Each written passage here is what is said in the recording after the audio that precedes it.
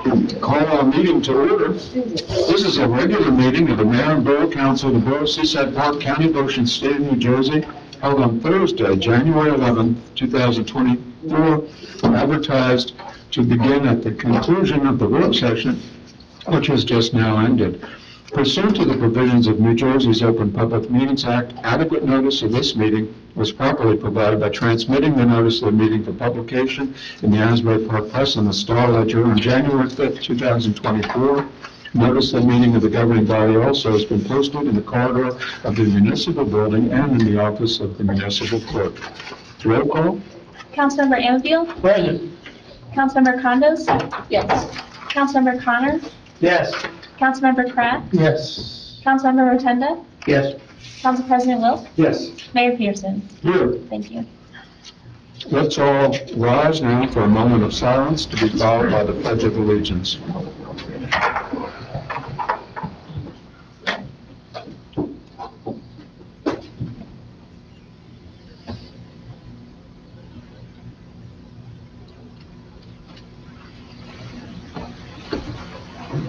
I pledge allegiance to the flag of the United States of America and to the republic for which it stands, one nation, under God, indivisible, with liberty and justice for all.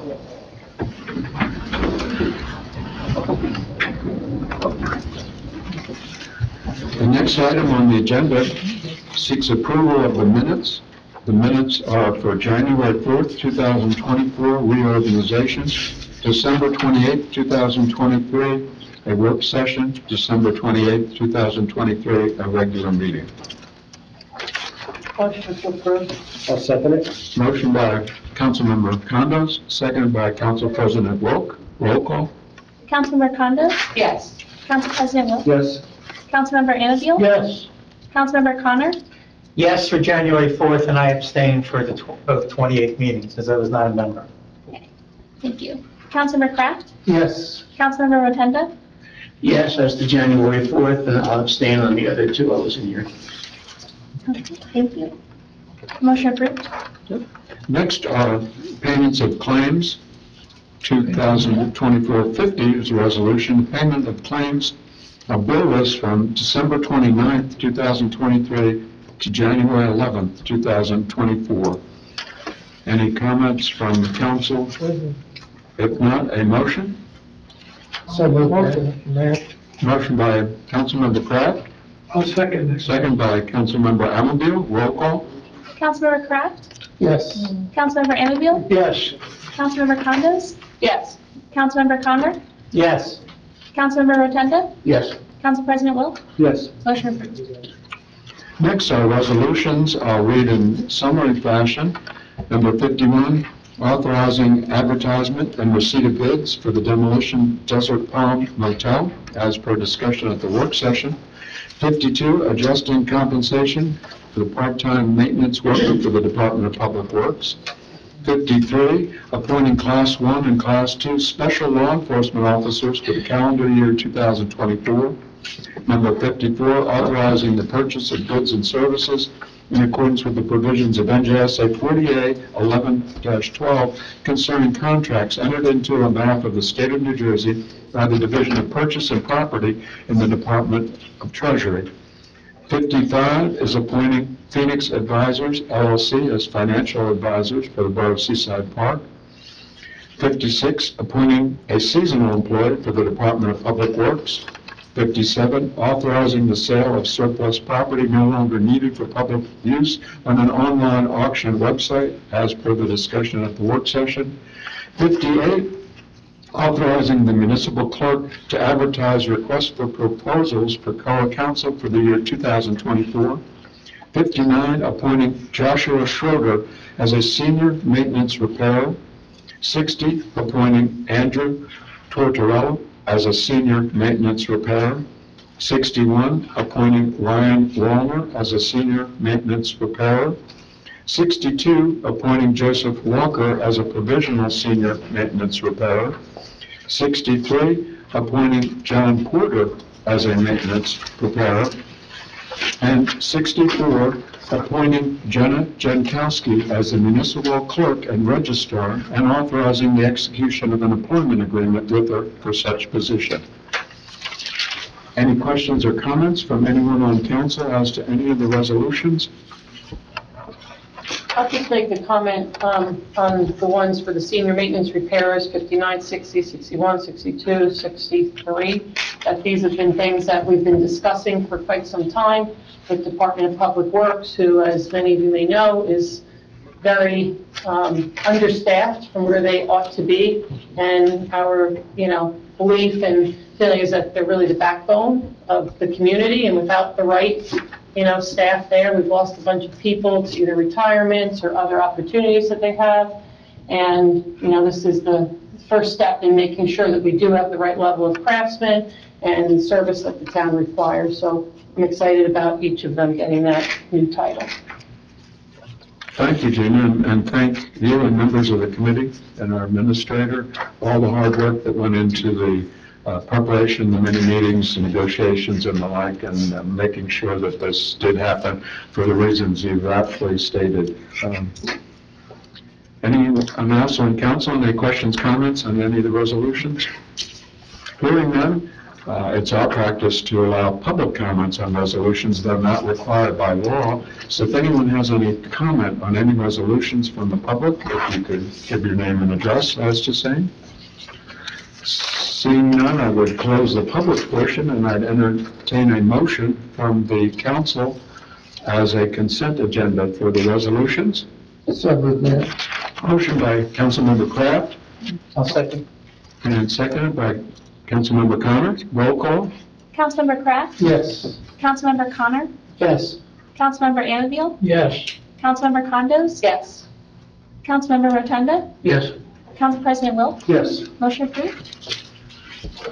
And it is now my honor, as the last resolution on the agenda was appointing Jenna Jankowski, to my right, the audience is left, as our municipal clerk and registrar, and I have an oath of office to administer, and we also have special guests this evening, her husband, Pete Jankowski, who's here. We welcome him, and we welcome Jenna's mom, Mary Ellen Fernandez, and her stepdad, Joe Fernandez, and thank them for all their loyal support. And I suspect she may want one or all of them to be holding a Bible in a few seconds. So I'll have an honor to step down toward the mic for the oath of office.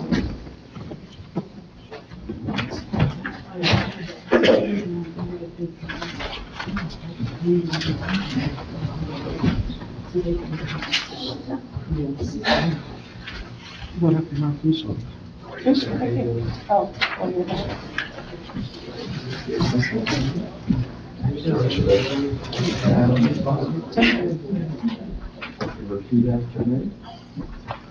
I, say your name, I, Jenna Jankowski, do solemnly swear do solemnly swear that I will support the Constitution of the United States that I will support the Constitution of the United States and the Constitution of the State of New Jersey, and the Constitution of the State of New Jersey, and that I will bear true faith and allegiance to the same and that I will bear true faith and allegiance to the same, and to the governments established in the United States and to the governments established in the United States and in this state, and in this state, under the authority of the people, under the authority of the people, and that I will faithfully, and that I will faithfully, impartially, and justly impartially, and justly perform all the duties perform all the duties of the office of municipal clerk of the office of municipal clerk according to the best of my ability, according to the best of my ability, so help me God. so help me God.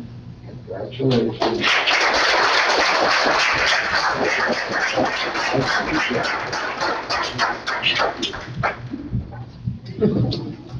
You gotta sign the paperwork. Make it legal.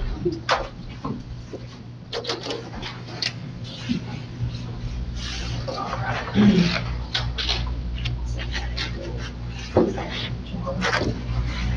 Today is My trip starts tomorrow.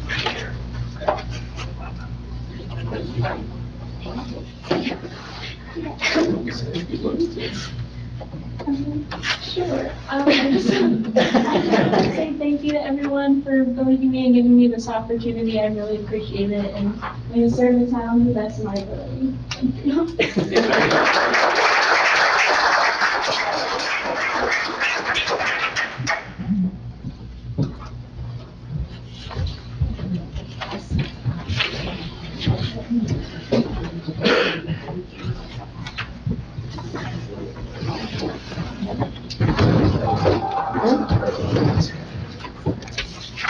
Well done, Mayor. Yeah. And welcome and congratulations again, Janet. And certainly you're no stranger to the position and for providing expert services to the Borough of Seaside Park, its citizens and residents. You've already done the job for quite some time, and now welcome formally. Thank you. Thank you. Anyone else on council at this juncture? Obviously, there's a whole host of meetings and things that have gone on, with one more tomorrow, all through this week. A lot of hard work and hours spent. But we reported that at the work session. Hearing nothing from the council, I'll go into the audience if there are any public comments at this time. If anyone has them, if they could give their name and address into the record. Yes, Edie? Edith Clay, 48 11th Avenue. The question I have is maybe something that Lieutenant Fitzgerald could help me with. I'm going to relay an incident that happened yesterday. My sister was coming here from Delaware, and as she approached the S-curve and went down the S-curve, she got as far as the business there, Dock Fitters? Dock Outfitters. Yeah, Dock Outfitters, right.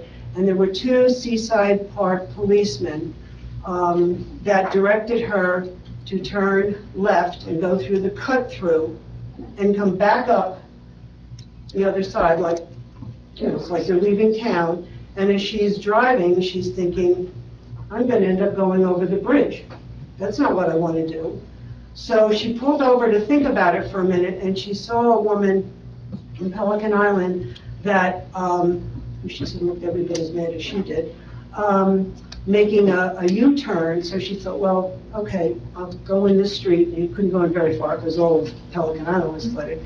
And she made a U-turn, and she came back, and she went down this left side to go to Seaside Heights. Now, I know the first part of the S-curve from the top to Dock Outfitters, I know that's Seaside Heights Road, correct? Here's my question.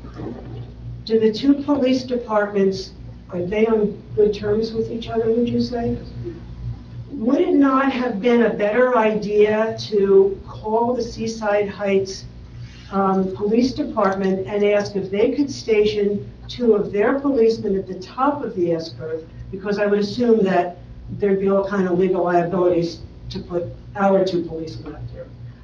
So that people wouldn't have gotten turned around and sent back over the bridge. And now, granted, she knows a little bit about the area here because she's been here before. But I'm thinking, poor souls that didn't know what they were doing, they get turned around and they're getting sent back off the bridge.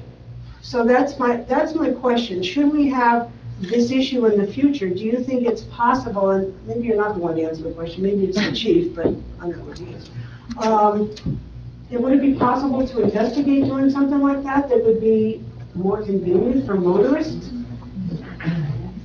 I don't know, is that a question for Mr. Rotundo? You're in charge of the safety committee, right? Yep. I don't know who to go with this. I'm just raising it as I think it was pretty awful that this was better. You're telling me, excuse me, your sister didn't know where to go? Because it's really marked, go to the left, take you Seaside Heights, go to the right, takes you Pelican Island. Because I was in the same situation. They turned me around, and I went to the left and took me right around the bend. But she didn't know where to go, evidently. Evidently, she didn't know where to go, right? Okay. She stayed to the right. Okay. And that would take her, you're right, that would take her over the bridge. Right. I didn't say she's totally familiar with all these roads. Okay. But she knew she didn't want to go back over the Well, I bridge. understand that, so she knew that. My point is, that I think it would have made life a lot easier if there had been two policemen at the top of the S-curve. And that's why I asked about the relationship with the two police departments. That's my question. Well, it's not a question, it's a comment. I wasn't on duty yesterday, I can say this, it's common practice to turn people around, send them to the split, and I think they would normally come into the summer effort. You know, that being said, we were dealing with staffing issues tomorrow, or yesterday rather, you know, just because of what was going on in the flooding and the calls for service. So you're dedicating officers to that. I'm sure Seaside Heights was dealing with the same thing. So I can't speak as to their staffing or why they would or wouldn't have had an officer there. We're both on the same, we use the same communication center. You know, we use the same dispatch, so they would be aware of what's going on. You know, in terms of specifically requesting an officer from Seaside Heights there, I don't know if the officer in charge yesterday did that or not. You know, we are on good terms with them, so, you know, specifically why there wasn't someone there, I don't know. Well, then maybe the other way to answer it is that maybe the two policemen from Seaside Park that were there could have stopped her and given her some help.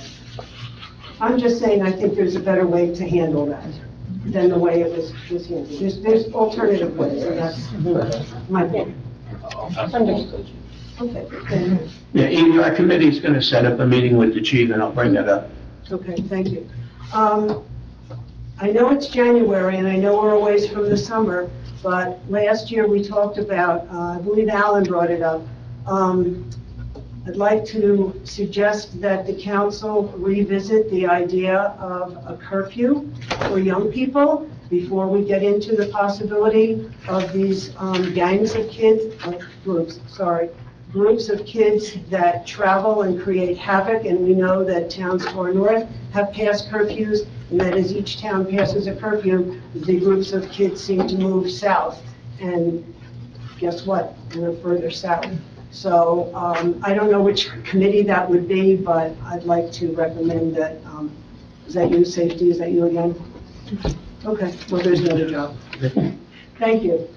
Thank you, Edie. Any other public comments? Yes, Shirley? I do want to thank the reverse 911 that went out. That was wonderful. And then we heard nothing. To sit in your home and not know, is the next high tide going to be worse? When is the next high tide? If I have to get out of my house, who do I call? There was nothing on any site. I finally ended up emailing Karen, because when you have waves hitting your house, it's a little nerve-wracking. But I didn't know if I had to leave the house, who do you call? Is there somebody out there? Her answer was the 8,000 number, and then coordinate with the fire department. But I wasn't the only one worrying about this. I think it needs to be put out there, especially for, as you get older, you get a little more nervous about some of these things. And I think we need to go back over the emergency management thing, see what could be done or what could be posted so we know exactly what to do. It would have been nice maybe to even get another reverse 911. If anybody needs help, call this number. If you're having any issues, just to reassure us that somebody's out there caring about us. Because you didn't get that feeling. And it was a very scary thing. And I know no wall, no sandbags would have helped what we went through. But before, when I asked, and I had emailed Mayor and Council, and Karen got back to me about needing a permit from DEP to place a few sandbags along the curb. Did we get a permit from DEP the last couple times that was done? Not that I'm aware of, but I don't know. Yeah, and it was 2017 or 2018 that Erica sent me some information. There was some emergency use permits that were issued. And we can't get any, I know the sandbags wouldn't have done anything with this one, but we have another one coming. Yeah. And you keep watching the water coming over, but you can't seem to do anything about it. I can't imagine why DEP wouldn't give you an emergency thing, temporary, just to put there like they did before. Why won't they do it now? And when the congressman was here for the swearing in, the reorg, did any of you take him aside and talk to him about the issue we're having trying to get our Bay project done? I'm sure he's tired of hearing. Huh? We've given him a whole package. He's got I'm a, sure he's tired of hearing. Well, We've given how often do you call? two congressmen, Congressman Kim and now Congressman Smith have both gotten the package. But sometimes you need to stay on top of it. You know, and I don't know how much you call them, I don't know, but it's getting tough. I would just like to say, I mean, I empathize with what you're saying. I guess I just want to comment because we did get the email forwarded that you sent, and I could hear the plea in your voice, you know, just reading the words, because I know your voice.